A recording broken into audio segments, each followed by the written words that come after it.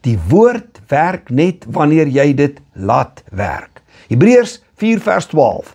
Want die woord van God is lewend en kragtig en skerper as enige tweesnydende swaard en dit dring deur tot die skeiding van siel en gees en van gewrigte en murg en is 'n beoordelaar van die oorlegginge en gedagtes van die hart. Saamgevat in 'n paar woorde, die woord wys hoe jou diepste begeertes en gedagtes lyk.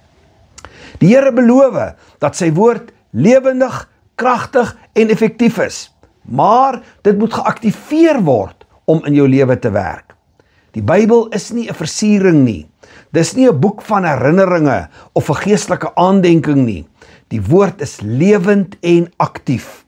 Maar vir daardie lewe en krag om jou situasie te beïnvloed, moet dit van die bladsy na jou mond beweeg.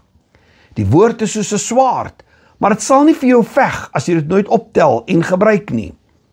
Baie gelowiges bewonder die Bybel, maar pas dit nooit toe nie. Hulle haal dit aan, memoriseer dit selfs en highlight dit, maar praat dit nooit met gesag nie. Die swaard is nie bedoel om vertoon te word nie, dit is bedoel om gebruik te word. Die Here se woord is ontwerp om deur verwarring te sny, deur die geraas te dring en te onderskei tussen wat waar en wat emosioneel is. Maar dit werk net as jy dit laat werk.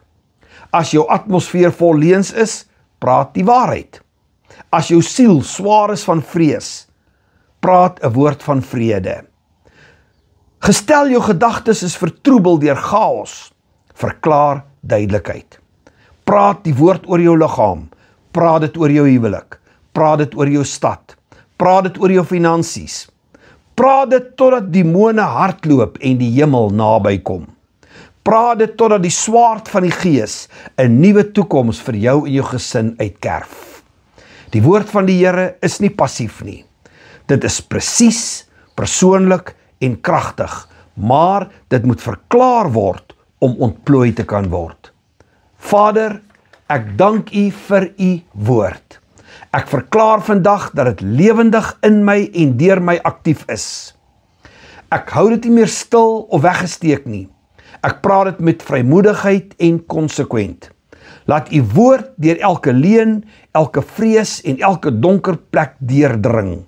Ek tel die swaard van die gees op en ek veg met die waarheid. Ek praat dit oor my verstand, my liggaam, my gesin, my finansies en my toekoms. Ek verklaar dat die woord in my, deur my en vir my werk in die naam van Jesus.